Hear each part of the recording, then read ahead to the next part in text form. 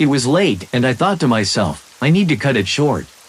I turned left, desperately trying to see the road through the wall of rain in the pitch darkness. I had never driven through the village this way before, although it was much shorter than usual. The thing is, every time I left my grandmother's house, she would curse me and warn me against taking this shortcut. Until now, I had always followed her instructions, but tonight, I decided to violate that order.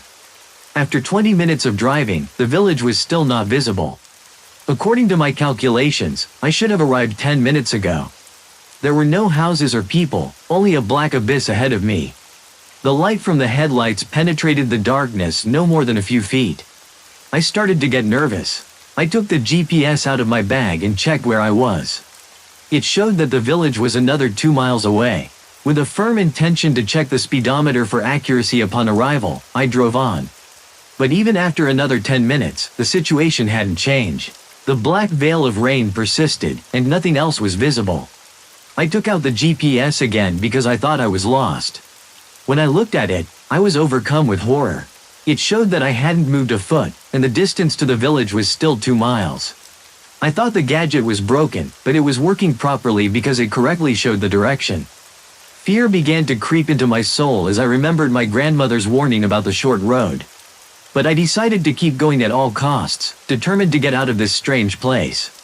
I had been driving for about an hour, and the GPS stubbornly stayed at the 2-mile mark to the destination. It didn't budge. Rain continued to pour, and my hands were cold and clammy. I sharply pressed the brakes and hit my head on the steering wheel, anger and frustration boiling over. I screamed and jumped out of the car, but after walking a few steps, I realized there was no one in front of the car, even though a couple of seconds ago, I had clearly seen a group of people running across the road. Standing there for a minute, I realized I was starting to hallucinate. I ran back to the car and continued driving forward, trying not to look in the mirrors.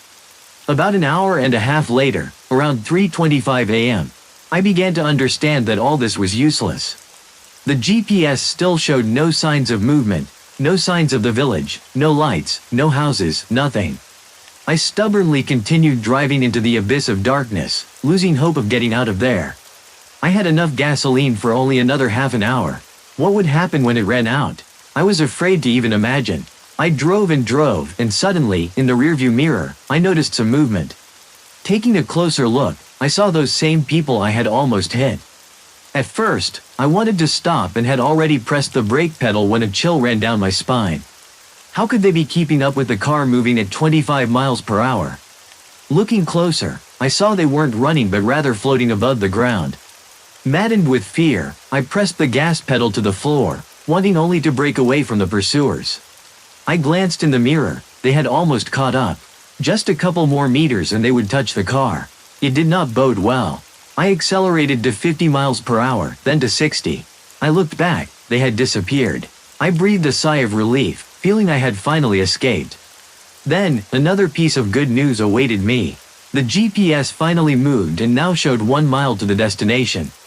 I looked ahead and, in the distance, saw the faint light of a street lamp near a gate.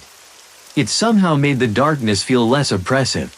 In a couple of minutes, I was at my grandmother's house. To this day, I still think about what happened that night. What was it? Who were those creatures hovering above the ground? And why did they want to catch up with me? The answer remains a mystery, hidden somewhere on that cursed shortcut road.